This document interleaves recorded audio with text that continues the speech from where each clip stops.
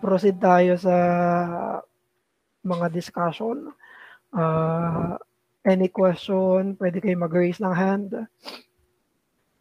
Ayan, pwede kayo mag-raise ng hand or mag-chat dito sa chat section natin para ayan. Si Arvin. Go, Arvin. Hello. May audio pass? Yes, bro. Ayun. Good evening po. Yan pala Salamat. sila pa, Sir Angel. Hello, Pas. Hello po, Pasing. Sorry, bro. Naputol kita. Ayan, sige, go, bro. Ayun. Good evening po. Salamat ulit, Pastor Ken, sa study. Salamat sa mga brothers and sisters na nakasama. So, send ko lang yung na-type. So, yeah. So, let me start with a short reflection. So, just let me read. Through knowing our reform and redemptive history, we get to understand where we stand in the truth and where we stand against error and heresy. And secondly, we stand on the shoulders of past saints who gave their lives for the true gospel of Christ to be made known to us in the present. So, yun. Based nga sa study, napakabuti ng Diyos na yun, may kalinawan kung anong uri ng particular baptist tayo. At salamat sa Diyos dahil malinaw yun. At of course, marami pa mga studies pa na pagdadaanan para mas lalo pang matumbok sa current age. Pero malinaw, in the past age, in the past times, may mga saints talaga na nanindigan sa katotohanan para sa panahon natin ngayon, manindigan na tayo sa tama or sa mas malinaw na katotohanan talaga. Kaya salamat sa Diyos sa kabutihan niya. Through history, He does, through His sovereign and providential goodness, He moves through history to show us the true redemption through Christ. So, yun lang naman. So, sa questions, number 1, what should we do to prevent repeating historical mistakes and errors? So, mostly regarding sa application of history. Then, second point, siguro, depende pa, pwede ko naman ito bigyan ng additional pang context. How are we to discern and handle the concept of historical revisionism in relation to the particular Baptist orthodoxy? Okay, lagay ko lang yung kompletong tanong. Ayan. So, yun lang naman yung mga questions ko ba. Salamat.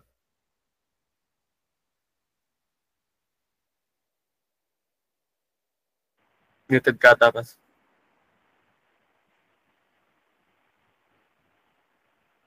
Ayan, Pastor Ken. Naka-mute ka, Pastor. Ayun. Sorry po. Unang tanong mo to, no? What should we do to prevent repeating historical mistake and errors? So, kung titignan natin ang evangelicalism sa panahon natin ngayon, magugulat ka kung meron kang alam o kung meron kang alam sa church history. Magugulat ka na merong mga churches na kumbaga tuwan-tuwa sila at talagang pinagmamatigasan nila yung mga doctrine, practices and position nila na condemn sa church history. No? Na condemn sa church history. So bakit sila meron yun? Hindi ko sinasabi na isa lang. Una, yung iba consciously alam nila and then tinitindigan nila. Yun ang mahirap para sa akin. Kapag ganun yung tao, especially leaders and pastor na may knowledge sa Christian history, pero nagmamatigas sila, tinitindigan pa rin nila yung mga heretical teaching and doctrine na condemn sa history. Yun ang questionable sa akin. Pangalawa, yung iba naman, nandun pa rin, nagpa-practice they hold because out of ignorance. So, what we should do to prevent is, unang-una, be rooted in the scripture. And pangalawa, aralin natin talaga ang history. Kasi yung mga nag-condemn throughout church history, especially yung mga panahon ng patristic period, may kita mo yung conviction nila from the truth. And then, yung mga reformers na, especially sa Netherlands, nung kinondem ang remonstrance nung May 1619 sa Netherlands, ay may kita natin na out of their conviction from the word, from the sovereignty of God. So, para maiwasan natin yan, unang-una, yun nga, maging pag-aralan natin talaga yung scripture. At hindi lang basta basahin, kundi know the context, and mahalaga din na pag-aralan natin yung history.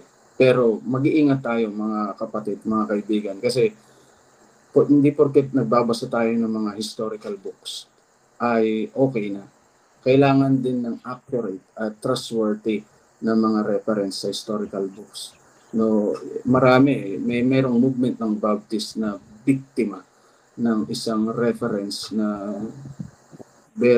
kumbaga hindi, yung reference ay hindi kayang suportahan ng history, at higit sa lahat, yung reference hindi kayang suportahan ng Biblia. So mahirap, ano? So pangalawa, okay, sige, bago ako pumunta sa pangalawang tanong. Nasagot ko ba yun, kapatid, yung unang tanong? Clear naman, Pastor. Salamat. Okay. Baka may additional si Pastor Joseph or sino pong pastor dyan sa tanong ni kapatid. Okay na, Pas. Okay. So, pangalawang tanong, how are we to discern and handle the concept of historical revisionism in relation to the particular Baptist? How are we to discern and handle the concept of historical revisionism in relation to the mahirap ito kasi, to be honest, may mga particular Baptist sa panahon natin ngayon. They are confessional, pero hindi sila, kumbaga, hindi sila well-grounded sa historical heritage or context ng ating mga forefathers. At may mga implication ito kapag hilaw tayo pagdating dito. Minsan apektado yung ating mga theological perspective. Hindi sapat yung binabasa mo lang yung 1689. Kailangan alam mo rin yung historical context, kasi may mga article, paragraph na minsan ay kumbaga nagagamit ng hindi tama. So kailangan talaga alam natin yung history ng ating confession.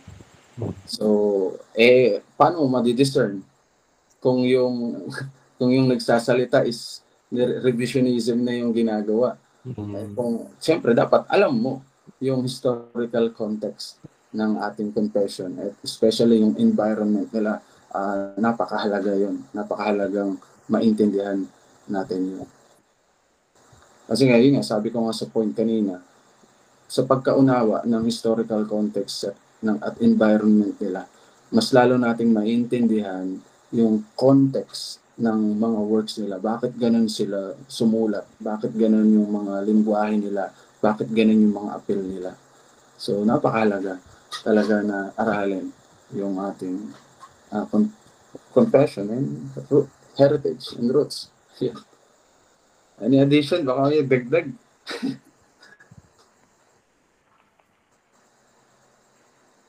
O meron kang Ako, Pastor, wala na. follow-up? Meron kang follow-up? Arvin.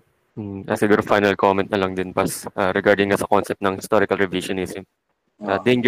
Present danger talaga siya sa church. Kapag pinabayaan yung history. Kapag nakaligtaan yung Reformed heritage, kinaligtaan aralin, napafocus na sa modern applications na lang lagi, nawawala yung parang malaking bahagi at yung malaking biyaya ng Diyos sa iglesia. Merong ng mga napagdaanan yung mga dating church na pagtagumpayan din nila. Pwede na agad natin direktang maaral at matutunan. At yun yung naging problema sa mga revisionists. Kumbaga kinukuha lang nila yung gusto nilang version. Hopefully wala sa mga churches natin yung ganito, yung revisionist. Na kukunin lang nila yung gusto nilang version para pang-defense sa sin nila. Yun yung naging practicals in the day-to-day natin sa church. Ano yung itsura ng hindi nag-aaral sa history? Pinapaniwalaan niya lang yung gusto niya. So yun yung danger talaga. So yun. Ang ganda nung inedit mo, yung sabi niya yung the concept of historical revisionism in relation to the particular Baptist orthodoxy. Ayan. particular Baptist orthodoxy. Kung sa context niya ng particular Baptist orthodoxy, napaka-importante ng history. Kasi pag hilaw ka sa context, especially ng mga works nila, kung para saan yung mga works nila, mag-end up ka na ma-misrepresent mo sila, ma-misquote mo sila. Kasi hindi mo alam yung context eh. Ako personally, pag nagbabasa ako ng works, ina-apply ko yung principle ng biblical exegesis. Di ba? Para magkaroon ka ng accurate application, kailangan mo ng accurate context ng exegesis. Kasi wrong exegesis, wrong context, wrong application. So, ganun din sa works ng mga particular Baptist. Yun naman, Pas. Salamat. Yes, thank you. Okay, any question? Salamat, Arvin. Wala na akong dadagdag, Pas. Para ikaw lang magsalita.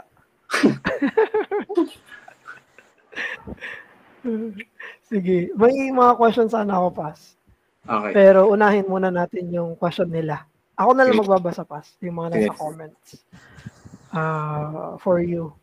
So, si Jax. Ito yung question niya. Wait lang. Si Jax. Maraming Baptist ngayon na nag-hold sa Baptist perpetuity, quoting Spurgeon. Do Spurgeon hold this kind of ecclesiology, yung Baptist perpetuity? At mali ba si Spurgeon sa bagay na to? So, nag-quote siya nun sa New Park Street Pulpit. So, galing kay Spurgeon. Sabi daw ni Spurgeon, we believe that Baptists are the original Christians. We did not commence our existence at the Reformation.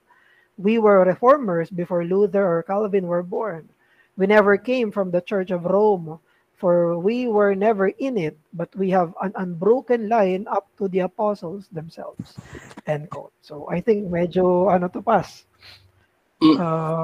Anong ibig sabihin paki-elaborate nga po yung Baptist perpetuity. Si Jax Toy. Hello. Itong view na ito kasi I don't know if you're familiar with the landmarkism. Okay. Na naniniwala na ang Baptist mayroon silang historical lineage from the apostles na ang tinatag na iglesia or simbahan ni Cristo ay Baptist. So, isa ito sa mga reference nila, kinukot nila si Spurgeon na ang totoong mga iglesia na tinatag ni Cristo ay yung Baptist. Isa din sa mga reference nila is yung Trail of Blood ni Carol, if you're familiar. Ito. Okay. Salamat. Pastor Joseph, ito na yata yun. Ayan. Okay, pero napainom ka bigla ng kape So, parang regarding napahigop ng ganun Sige, go. Dito, sa keynote na kay Spurgeon, hindi ako magko-comment dito kasi kung ito ay sa pulpit, so ito ay during preaching. So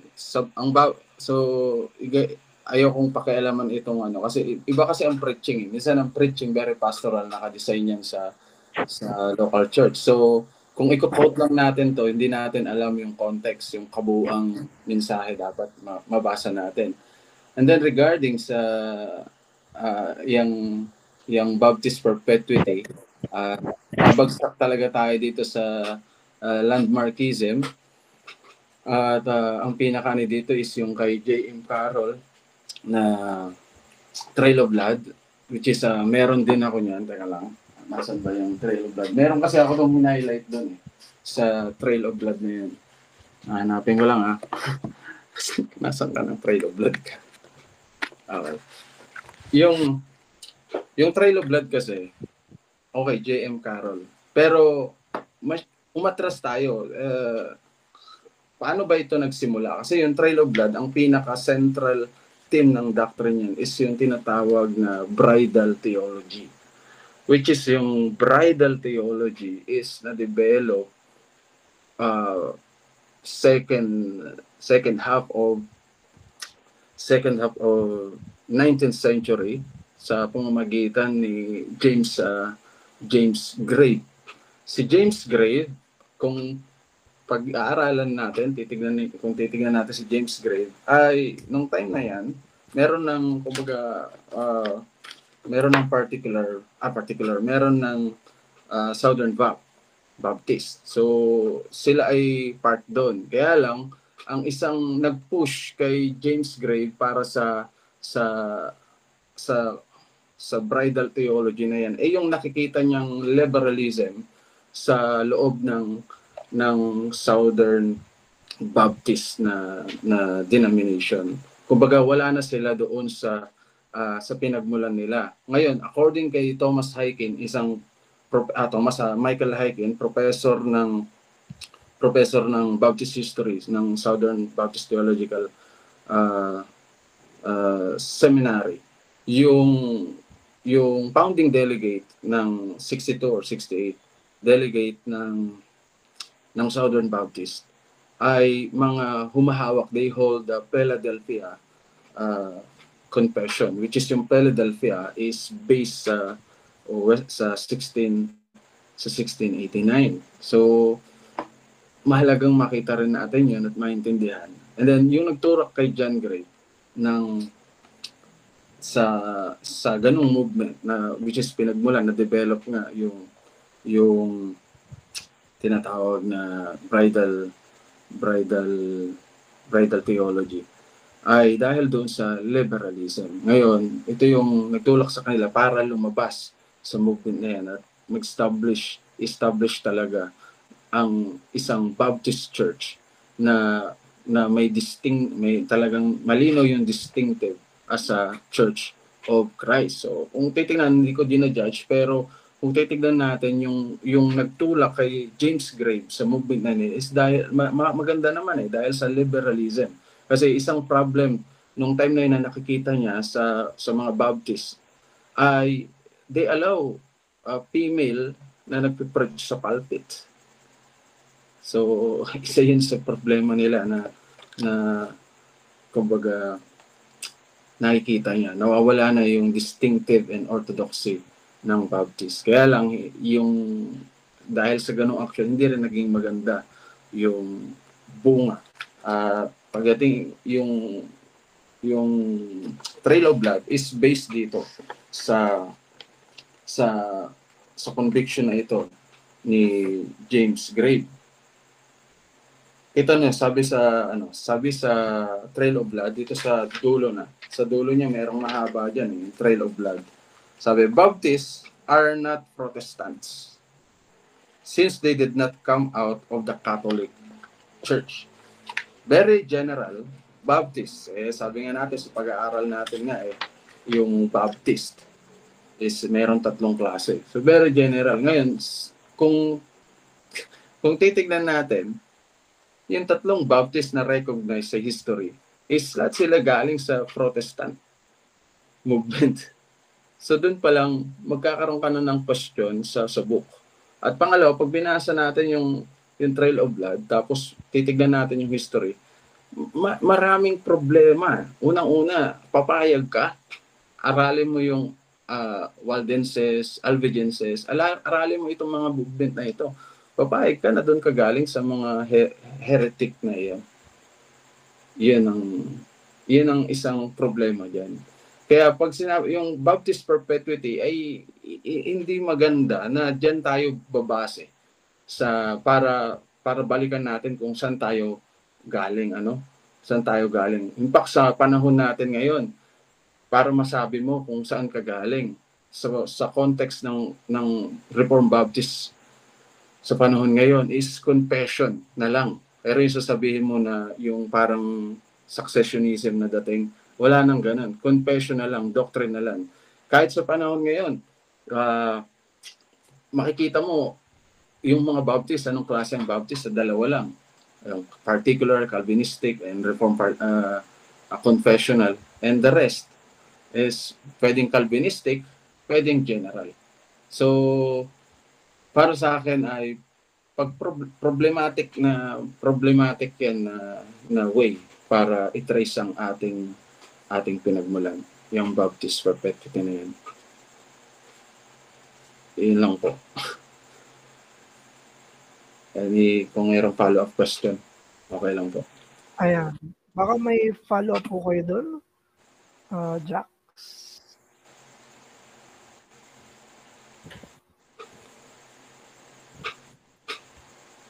Ayan. Sige, ituloy ko na lang, Pastor Ken. Bago ako tumuloy dun sa next question ni Pastor Christian Noel. Regarding dun pa sa Trail of Blood, ayan, regarding sa history ng Baptists, nabanggit mo na naman to, Pas, pero can you elaborate more na appealing kasi yung ganun no, yung successionism. Very appealing siya. Ganun yung doctrine ng Roman Catholic Church na sinasabi nila sila ang true church dahil direct sa lineage ng mga apostles. So ngayon, tayo ng mga hindi Roman Catholic Church, Baptist, nagkakaroon din ng ganung sense na gusto natin may direct na lineage mula sa mga apostles hanggang sa atin. Can you elaborate on that, Pas? Bakit hindi kailangan nun? Bakit hindi yun ang mark ng truth or sa ganong pag-uusap? Ang gandang tanong ni Pastor. Unang-una, kung titignan kasi natin yung church history from time ng sa patristic era, sa patristic era pa lang, na especially nung wala pang New Testament,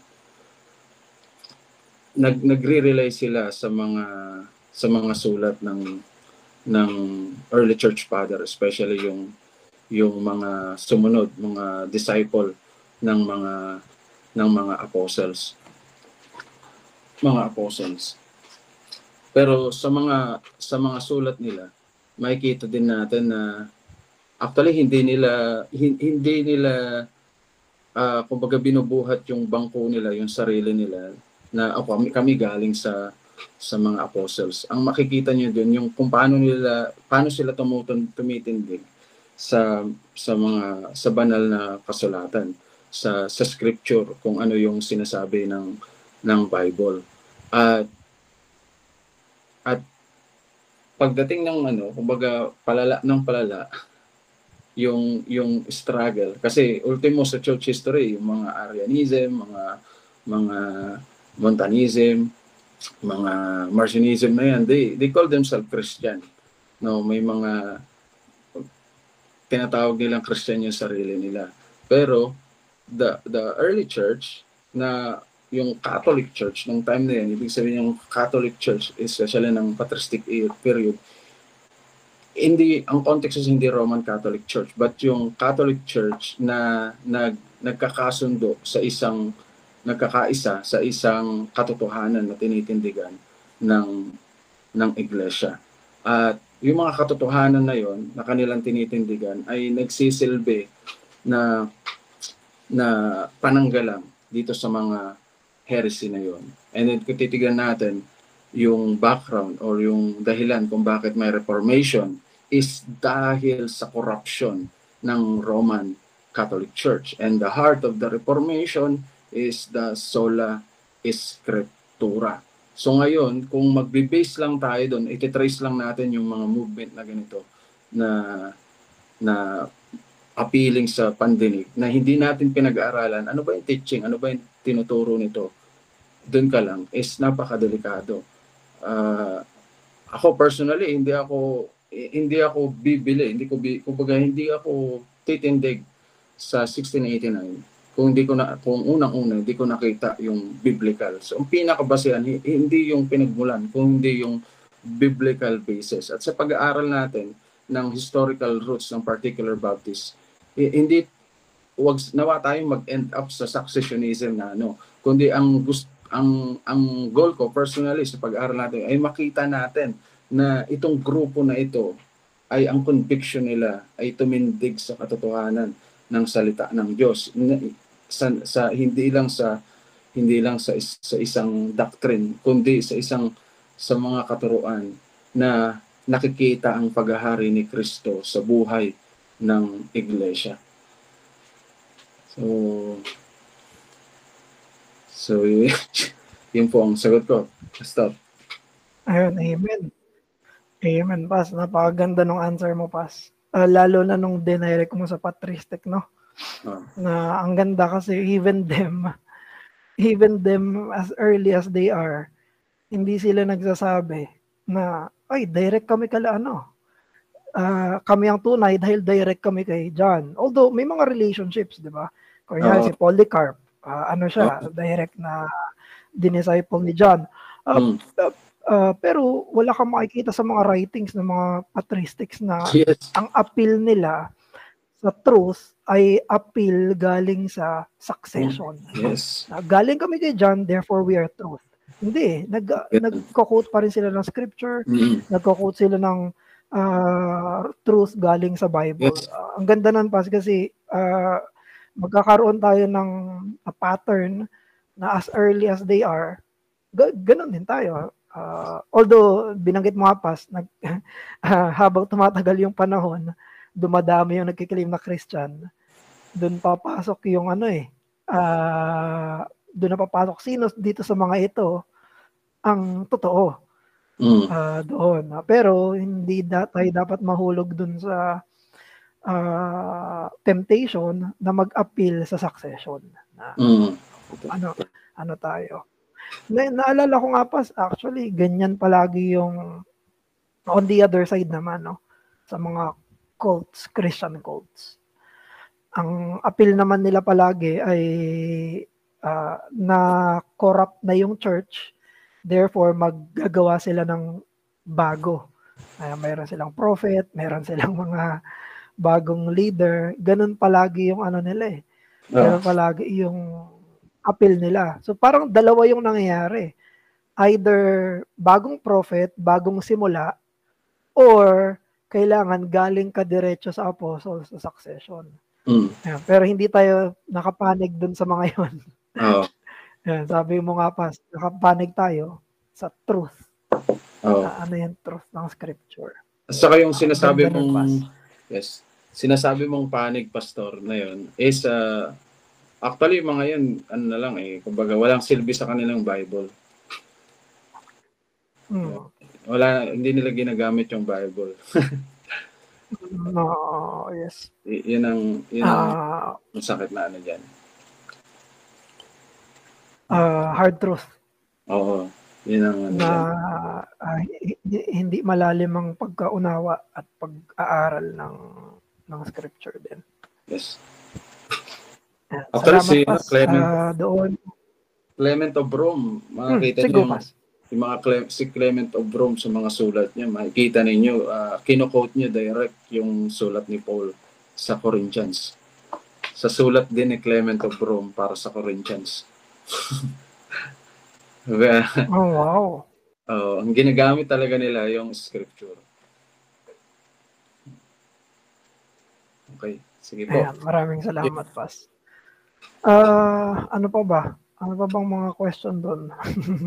Ano po ang Pero at least nagkaroon tayo ng background sa pinanggalingan ng Trail of Blood. Pero madadaanan mo ba yan, Pas? Sa next? Trail of Blood? Hindi. Pero very recent na kasi siya, no?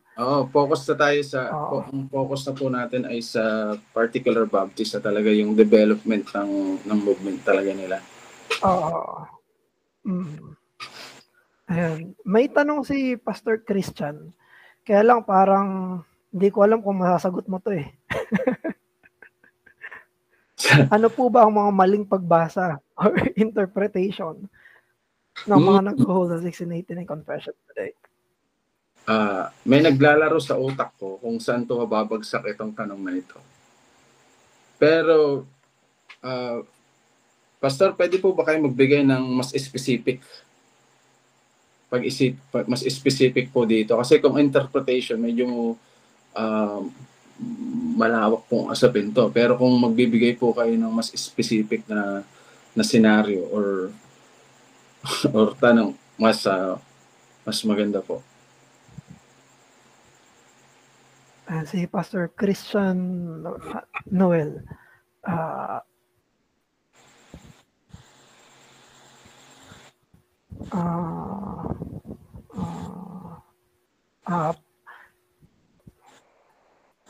Kapag walang support, yun lang yung elaboration niya, Pas. Saan po? Kapag walang support ng history, yung pagbasa ng confession. Ayan. Sorry po sa question. Kapag walang support. Nag-raise ka ba ng hand, Joel?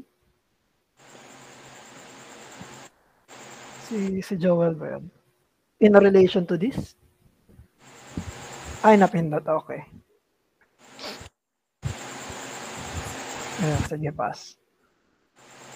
So, I think hindi na medyo elaborated, Pas. Ako medyo maingat ako dito eh. Kaya Oo, medyo. Kaya mas gusto ko specific. Hindi na muna ako medyo mag-iingat na muna ako. Medyo kasi other questions. Pero pwede niyo pong irekta, Pastor, sa akin. PM niyo na lang ako kung ano yan. Yan. Pwede kayo mag-PM. Kasi mainit pa yung yung sige. Ako na lang, Pas. Sige. Kasi nadaanan natin yung tatlong mga historical, may mga pangalan na hindi naman of course sila lahat Baptists today. Pero yung Anabaptist, General Baptist, saka Particular Baptist. Pwede ba kayo magbigay, Pas, ng very brief lang na comparison ng mga doctrines nila? Kahit general comparison lang ng pinagkaiba nila ng Anabaptist, anong doctrine nila na hindi naman pinaniniwalaan ng general at particular. I think mas madali yung general particular yung pinagkaiba ng mga doctrines nila. I think kasi pas hindi for the benefit din ng ibang mga kasama natin ngayon na kunyari ngayon pa lang napakinggan ito na may Anabaptist pala, may General Baptist pala. Ang pangalan pala ng Rebap dati ay Particular Baptist. So can you give us yung glimpse lang na anong pinagkaiba nitong tatlo sa compared sa isa't isa? Sa madaling salita, mas biblical ang Particular Baptist. Pagdating sa biblical rooted talaga ang Particular Baptist sa lahat ng doctrine nila, lalo na sa Christian orthodoxy. Hindi lang biblical, kundi well documented and articulated ang kanilang mga pinaninindigan, which is kitang-kita naman yan sa Second London Baptist Confession of Faith. Compared to General Baptist, may mababasa kayo or meron kayong mahanap sa internet na meron ako noon na dinownload ko yun. Sobrang layo, especially sa atonement.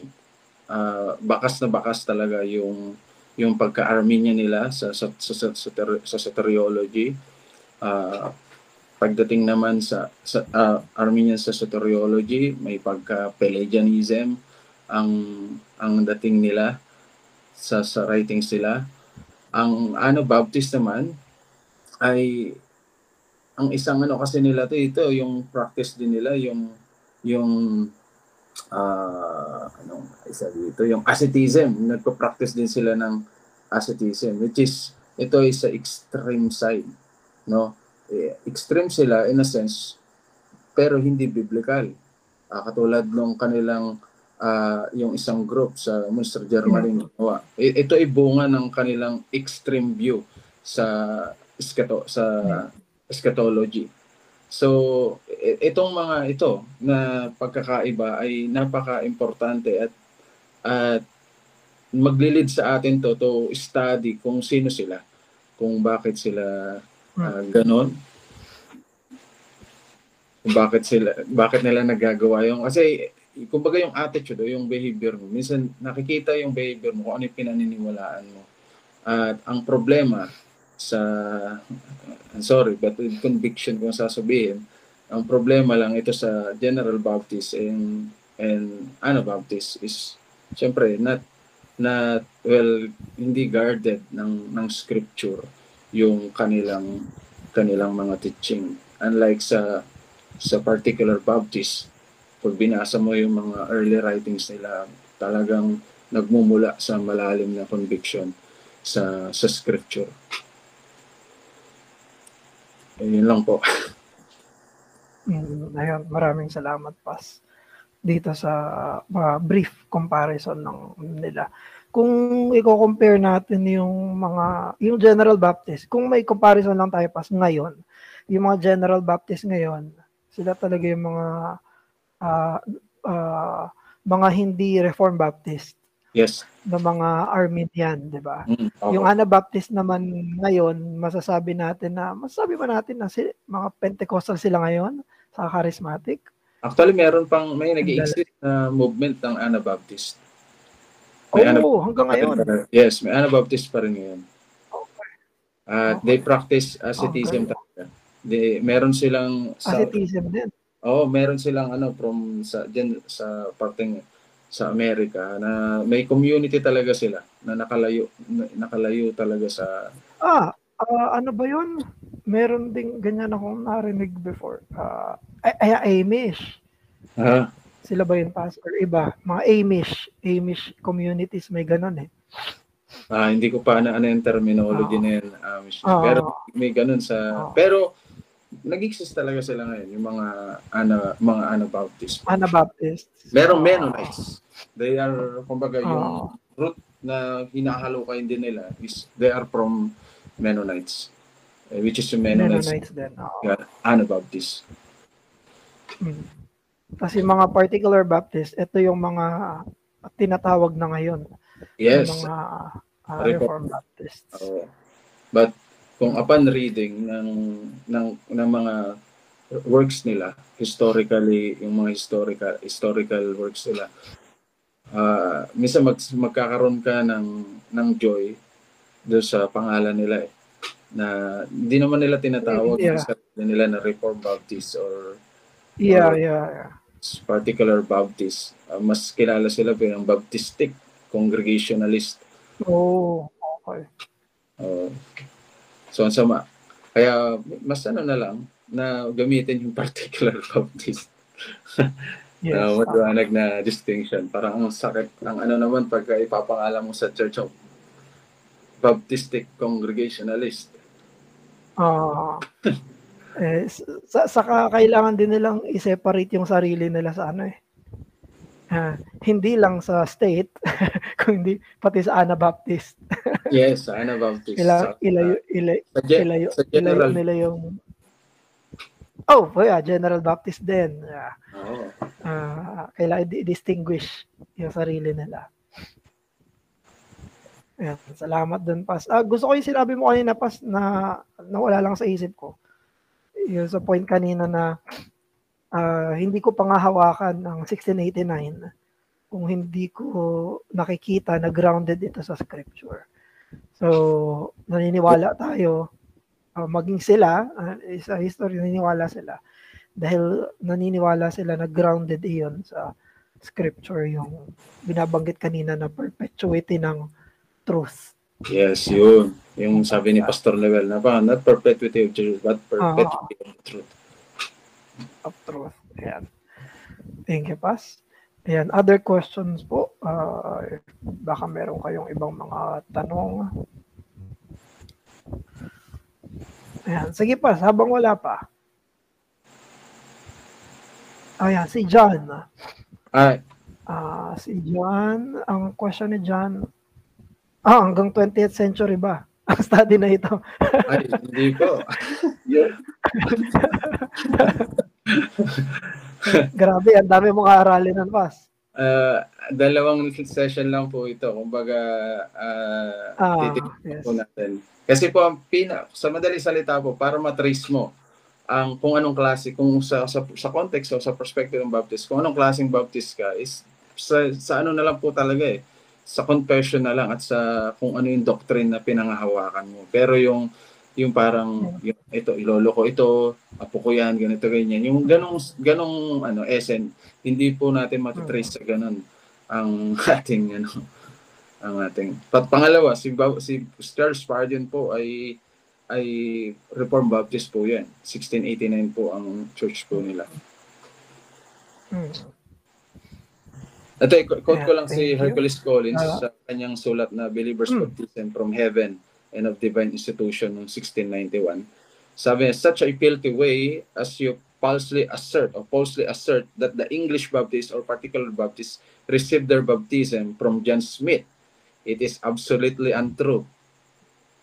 It being well known by some yet alive now false this assertion is. Ito ay reply niya kay John Gasnold na nagsasabi na they received their baptism from the General Baptist. So ito, kita nyo, Hercules Collins, second generation, co-pastor ni Nehemiah Cox sa Petit France Church. Ito ang diin niya, no, na wala kaming kinalaman. Walang kinalaman sa amin ang General Baptist. Grabe yung ano niya nun Yes. Pag-distinguish talaga sa sarili nila. Ang unang dun kala Spurgeon, di ba? I don't... Si Kitch ba? Sa history ng Metropolitan Tabernacle. Yes, meron. Kitch saka John Gill. Yeah, si Kitch, tapos si John Hill, tapos later na si Spurgeon ang yes. Ngayon sila Peter Masters na. Ayan. Thank you, Paz. Ayan, Peter. Ngayon, hanggang ngayon, tindi nga ng church nila Hanggang ngayon, may nakaano pa. Ilang years at 200 plus years na. Merong Baptist historian na nagsabi, the climax of the particular Baptist movement is the Metropolitan Tabernacle. Buhay na patotoo ng history. Na hindi tayo gumagawa ng anumang natin. Ayun, thank you, Pas. Yun lang, hindi po tayo doon. Hindi nasasama sa study natin yung hanggang sa 20th century at Philippine Baptist history. Basahin ko Pas kay Joel, question ni Joel. May mga mega churches po, to quote Winston Reyes, charismatics, Pentecostals come from Anabaptists. End quote. Totoo po ba ito?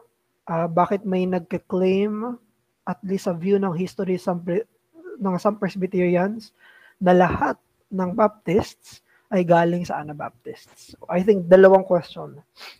Yung mga charismatic Pentecostals galing daw sa Anabaptists at may mga Presbyterians na nagsasabi na lahat ng Baptists ay galing sa Anabaptists. Any comment? Kung ang pag-iisapan natin is yung nature ng charismatics and Pentecostals sa panahon natin ngayon, mababaw kung huhukayin natin sa Anabaptist lang. Bumalik ka pa sa patristic period. Pentecostalism yung practice nila ng women, speak in tongues, secret special revelation, which is yung mga Quakers ginagawa din.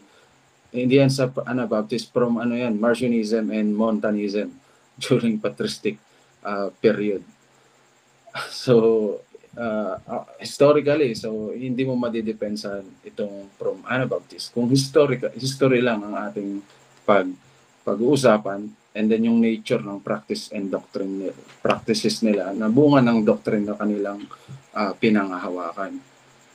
Plus pangalawa po, bakit po may nagkiklaim at least sa view of history na some Presbyterians, sabi ng Prince na Presbys, na lahat ng Baptist, general particular, galing sa Anabaptist. Ito po ay yung ganito pong ay bunga po ng sorry sa term, hindi na pag-aralan na history. Maliwanag po na ang General Baptist, mayroong group ng General Baptist mula kay na led by Thomas Hillways. At ang particular Baptist ay hindi galing sa Anabaptist. At ang magpapatunay niyan mismo, especially may mga sulat sila, lalo na ang confession ng particular Baptist, maliwanag doon na talagang nilalayo nila ang kanilang sarili sa Anabaptist. So para sa akin, yung sulat mismo nila ang magpapatotoo na hindi sila galing sa Anabaptist.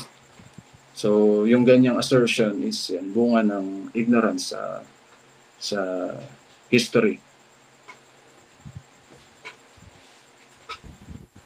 Ayun, thank you dun, Pas. Very significant, Pas, yung sinabi mo na hindi pwedeng i-direct yung Charismatic Pentecostal sa Anabaptist lang dahil meron na mga ganon even sa patristic periods na mga pinanghahawakan ng mga paniniwala. Pero napaisip ako doon, no, talagang yung tao nalilid talaga na magkaroon ng mga special practices, special beliefs na even sa patristic may mga Pentecostal charismatic like practices na, no? Parang nakaka-engganyo yung gano'n na. Kasi from early on, very formal at organized talaga yung worship ng mga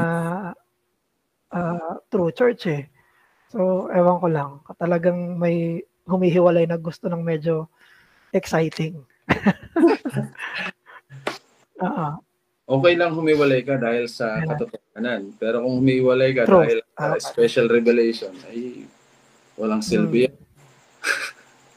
Walang pakinabang. Gnosticism din no? Oh, yes. Ayun. So, ayun, Brother Joel, very, yung sabi ni Pastor Ken, sa mismong 1689 Confession, nakalagay mismo sa preface na ano yung sabi ng Pas? Commonly called? Yes. Or accused as Anabaptists. Yes. Dinedeny ng mga author ng 1689 na sila ay hindi Anabaptist. Yes. Ayan. So medyo nagsusunod-sunod yung questions pa, so tuloy ko na. Sige po. Si Clint Argalon. So I don't know yung full span ng question na to, pero sabi niya, yung Reformed Baptist po ba ay nag-hold ng full truth? Pag sinabi pong full truth, I consider it yung supremacy ng scripture. So kung yun ang context ng full truth mo, is supremacy of scripture, yes, I full-heartedly assert that the particular Baptist is tumitindig talaga sa supremacy and authority ng scripture. At kitang-kita yan sa practice nila sa church.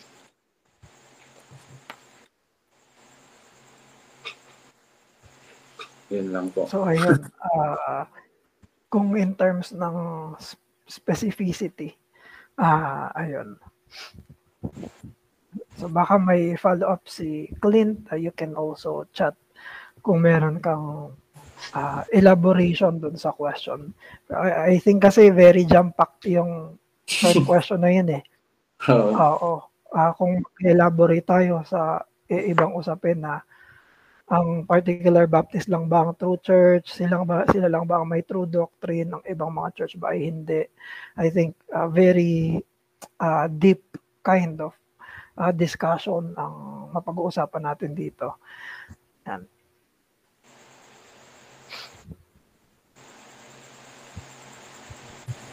How about other Baptists? Ang ibig sabihin po ba nito may full truth po ba ang other Baptists? Can you elaborate on this? How about siguro Pastor Ken, i-direct ko dun sa presentation mo para dun sa historical presentation mo kanina. Kasi yung tanong ni Clint ay, ang Reformed Baptist ba ang may full truth? Tapos yung follow-up question ay, paano naman yung ibang Baptists? So, siguro i-direct ko to dun sa naging presentation mo. Kasi pag dinirect natin sa time natin ngayon, I think malawak. So, anong masasabi mo doon, Pastor Ken, na ang particular Baptist ba ang may full truth? Paano naman ang General Baptist at Anabaptist? Sila ba ay may full truth? Doon ko muna i-direct, Pas. Full. Kasi pag wala doon sa presentation, I think medyo malawak siya. Siguro wag na natin kasi kumbaga hindi siya yung Anabaptist pagdating dito sa comparison na ito ng doctrine. Ang una nating titignan ng unity kasi minsan is yung gospel. Diba? Lahat naman tayo magkakaisa dyan. Ang unity natin is the gospel. Kaya lamang, kung titignan natin, pag ang gospel is about the person and the finished works of Christ.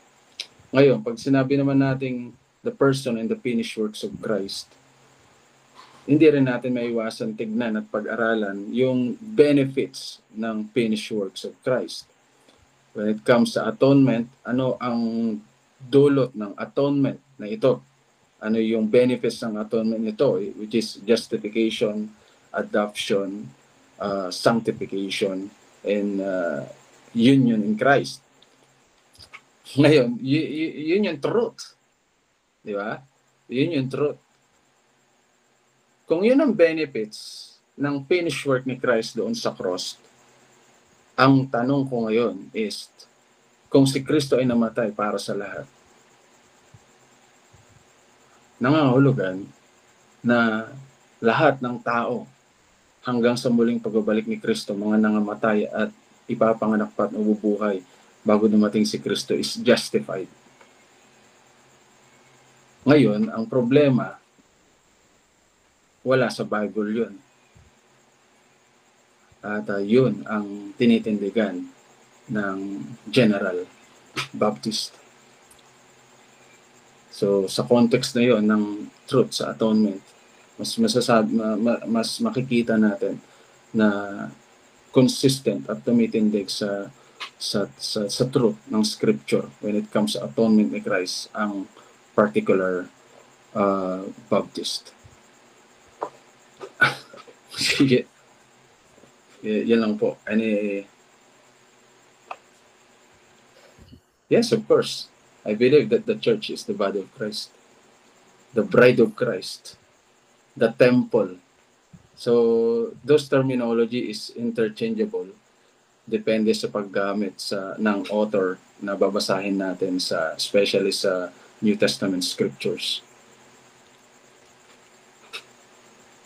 Maganda yung nabanggit mo, Pas, no, na pag pinag-usapan natin ang gospel, yan ang unity ng lahat ng mga true churches. Kasi magkakaroon din ng difference, lalo na dun sa wording na full truth. Kasi pwedeng may mga church na may totoong gospel, of course, pero yung sinabi mo, yung elaboration na later nung full benefit ng atonement ni Christ, doon nagkakaroon ng mga pagkakaiba-iba yung mga churches. So, pwedeng ang isang church ay true church, pero sabi nga ng 1689 din ay no church is without error, is free from error. Yeah. So, yun ang mismong sinasabi ng confession ng mga particular Baptists na walang church ang free from error. So may totoong unity sa gospel, pero pagdating sa mga specifics ay may kakaroon talaga dito ng pag-uusap kung alin ng scriptural. Yun yung sinabi ni Pastor Ken kanina. Ayan. So eto yung mga follow-up mo, Clint, I think papasok na tayo dito sa semantics. ito yung sa question mo na sa tatlong main Baptist church, alin doon yung body of Christ? Pastor, medyo magko-comment lang ako ng konti. Sige. Oo. Kasi, pero you can comment on this na rin na we do not believe ang Baptist ay isang denomination, pero we do not also believe na yung term na body of Christ ay nasa isang denomination lang. Nakalagay na, for example, dito sa question ni Clint ay, kunyari, particular Baptist, sila ay true church, body of Christ yun. Pero kung doon sa mga general Baptists ay wala na mga heretical na tinuturo, although there are the differences, big differences, body of Christ din yon. Yung labas dito sa tatlong to ng mga Presbyterian na may gospel, body of Christ din yon. So, gusto ko lang linawin na yung term na body of Christ ay hindi nakakulong at hindi rin sinasabi sa study na to na isa lang. Kaya medyo kailangang i-define yung full truth din kanina. So anyway, Pastor, gusto ko lang i-lay down sa table. Okay. Go, Pastor. Okay, maganda yung sagot ni, kasi pag sinabi mo kasi yung body of Christ, yun yung bride, the church, the temple. So, kailangan magkaroon tayo ng pagkaunawa sa universal church. Diba? Ano ba yung universal church? Ito ba ay denomination? Ito ba ay tumutumbok lang sa isang grupo, isang movement? No. Pag sinabing universal church, ito ay lahat ng tinubos ni Kristo. Mula sa panahon ng lumang tipan, sa panahon ng mga apostol, panahon natin ngayon, at hanggang sa muling pagbalik ng Panginoong Jesucristo, lahat ng kabilang sa tinubos ng Panginoon doon sa krus ng Kalbaryo na siya namang itinalaga sa kanya bago palikain ng sanlibutan, yun ang body of Christ, yun ang church, yun ang the bride of Christ. Ganun dapat natin siya tignan, yung universal church. But when it comes sa local church, hindi natin pwedeng i-apply yung ang isang local church lang ba o ang isang movement lang ba ang body of Christ. Babagsak tayo diyan sa error ng landmarkism. Kasi bridal theology is, ang problema niya ay yung doctrine ng universal church. Ayan, Pas. Thank you. May clarification si Clint, kaya pala ganun yung question niya, Pas. Sabi niya may narinig daw siya sa former professor niya sa Bible Baptist. Bible Bap lang daw ang totoong body of Christ. Ganon din sa mga Faith Baptist, sila lang daw yung nag-hold ng full truth. Yung iba, hindi. Lalo yung mga bridal Baptist daw. So, eto. So, yun palang narinig ni Clint sa professor niya. May mga ganitong mga Baptists, Bible Baptist. Galing ako sa, ang unang church ko ay Bible Bap. So, medyo familiar din ako dito. Yun, sila lang daw ang totoong body of Christ. Ang iba ay hindi na. So, can you comment on that, Pastor? I think, nadaanan mo siya kanina, no? Oh. Pero, saktong-sakto yung sinabi mo. Mahirap to. Dito. Kung ito lang ang pagbabasehan natin na sila yung body of Christ. Kasi kahit mga kulto, yan din ang sinasabi. Kami ang totoo. Iglesia ni Manalo, di ba?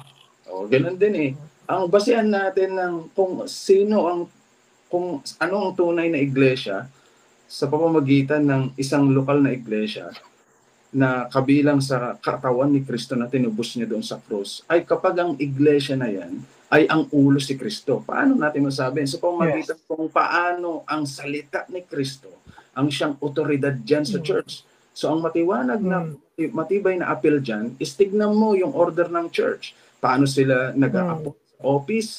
Kasi yung pag-aalaw ng women sa pulpit is obvious na rebellion sa scripture. Yung mga practices na hindi naman consistent sa implication ng benefit sa natapos na gawa ni Kristo is masasabi natin na cultic practice and heretic practice. So, ang definition natin para sabihin natin kung sino ang church na tumitindig sa katotohanan ni Kristo is doon sa truth, doon sa katotohanan sa tinuturo ng Biblia, hindi boka, hindi kumbaga dinadaan sa presentasyon. Kumbaga scripture ang titignan natin palagi. Yes, amen. Salamat dun sa clear na pag-present, Pastor. Very relevant talaga yung doctrine ng Universal Church. Kapag walang yung doctrine ng Universal Church, pwede mapako dito sa idea ng local church as the body of Christ exclusively na kami lang.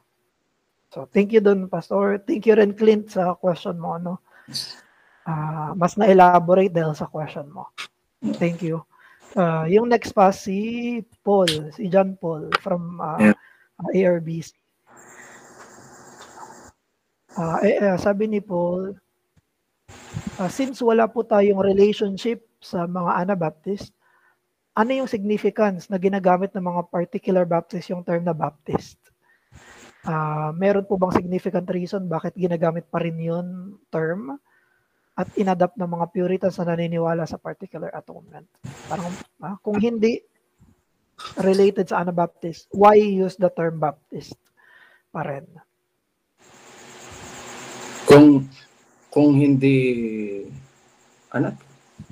significance parang kung sineseparate nila yung sarili nila sa mga Anabaptist, bakit pa rin ginagamit yung term pangalan na Baptist? Bakit particular Baptist? Bakit hindi na lang ibang name? Siyempre, unang-una dahil sa believers baptism. Yes. Kaya lang, iba ang flavor ng particular Baptist when it comes sa pag-depends nila sa believers baptism. Hindi nila ito, kumbaga, kung titignan natin yung mga early mga works ng first generation, dinidefine nila yung conviction nila sa believers baptism in a covenantal conviction from the scripture. So yun ang kaibahan nila. So as a particular Baptist sa panahon natin ngayon, kung maliwanag sa atin yung aspeto na yun, minsan magkakaroon ka ng kumbaga sense of pride doon sa kung paano natin tinitignan yung baptism.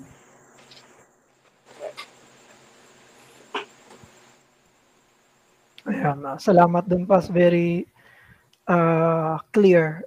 Kaya ginagamit pa rin yung term na Baptist ay para distinction pa rin siya sa mga pedo-Baptist. Sa mga naniniwala sa infant baptism. So, parang sinasabi ng particular Baptist na we believe in believers baptism, but we are not Anabaptist and General Baptist. So, ano siya, distinctive talaga siya, yung pangalan na yun. Thank you, Pas, sa answer. Ayan, I think wala nang follow-up si Paul. Thank you, Pas. Yung sunod na question ay kay Jax. Ito, Pas. Yung question ni Jax related naman sa another confession, yung Philadelphia. Actually, sinesearch ko ngayon eh.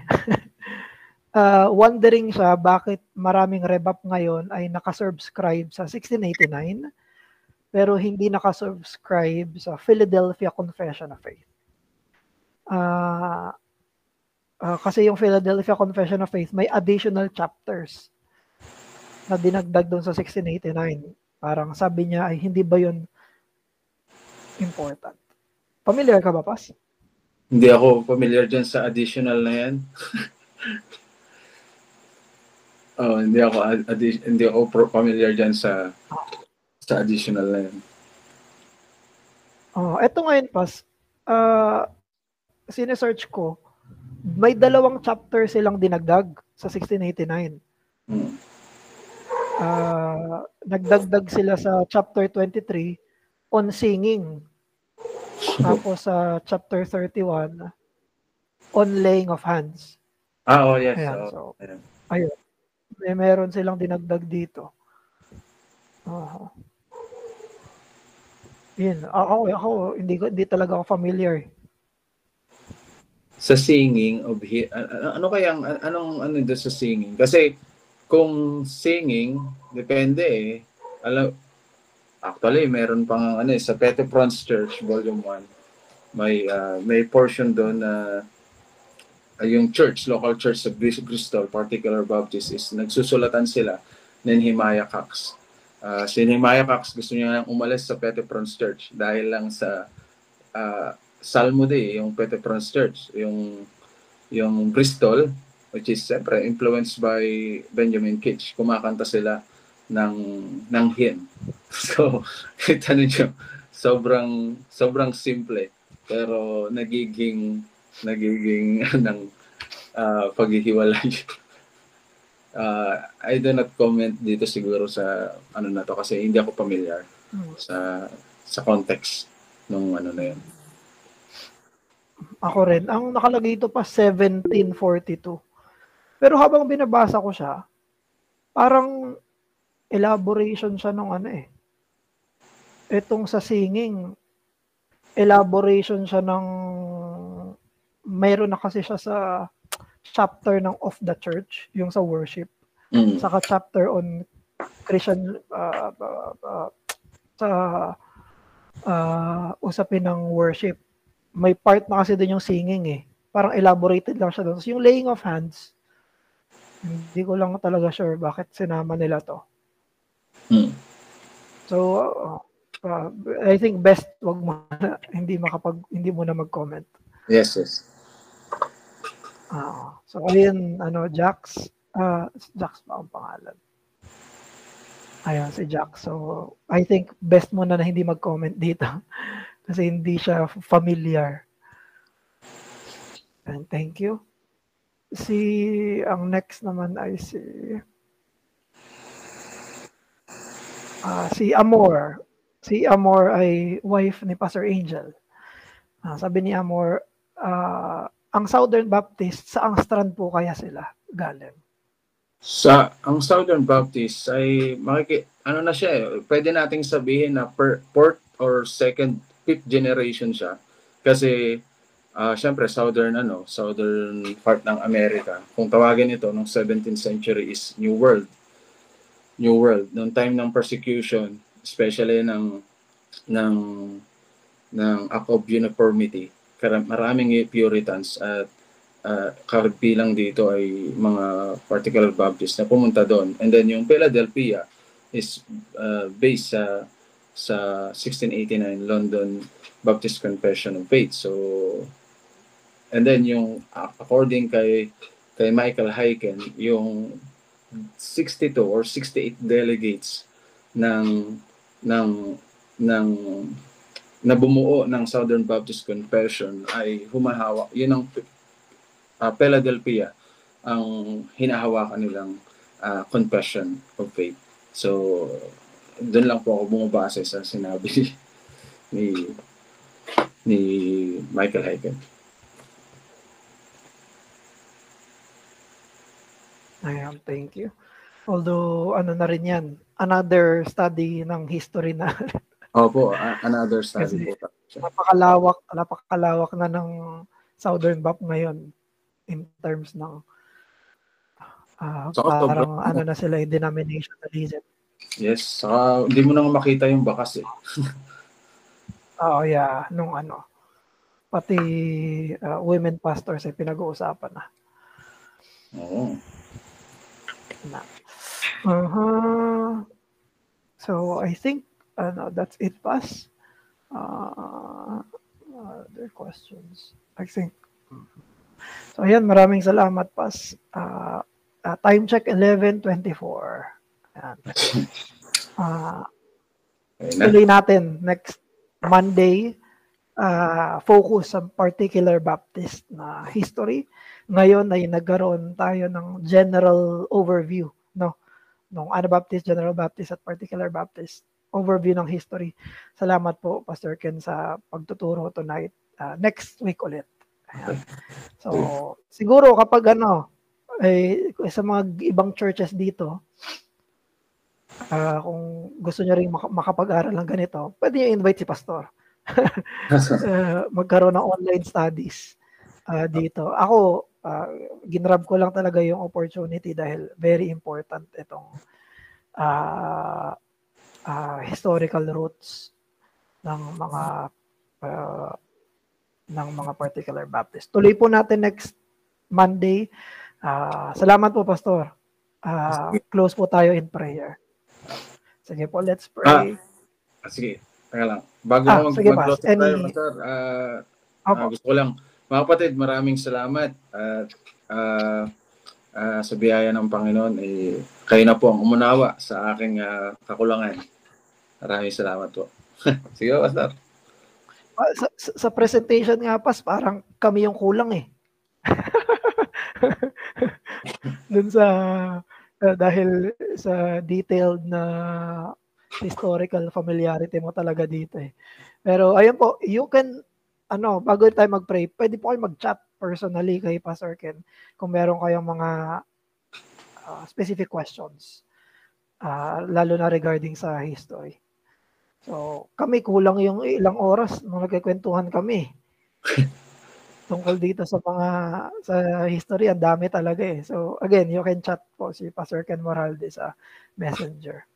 Salamat po. Manalangin po tayo. Let's pray. Ama namin, Diyos, papasalamat po kami for tonight dahil nagkaroon kami ng opportunity na makapag-aral ng iyong gawa ng kamay ng providensya. Ang kasaysayan ay kasaysayan na gawa mo.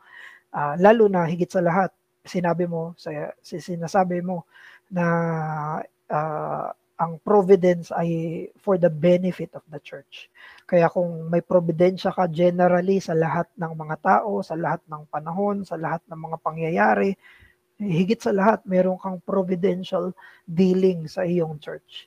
Kaya naniniwala kami na itong mga events sa history, no matter how messy, no matter how difficult, lahat ng ito ay ginagamit mo, Diyos, para mag-glorify ka at ginagamit mo ito para sa aming kabutihan. Kami ay naninindigan ngayon sa 1689 Confession of Faith dahil meron kang mga kinilusan na mga tao dati na naging separatist at bumuo nitong mga particular Baptist.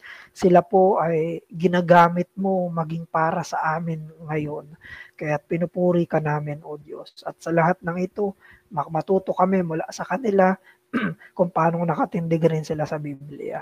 Papasalamat po kami sa passion ni Pastor Ken sa history at muli hinihiling namin na marami rin po ang maengganyo sa pagbabasa, pag-aaral ng kasaysayan para kami rin, O Diyos, ay makaunawa ng kilos ng kamay mo na sa mga nakalipas na panahon.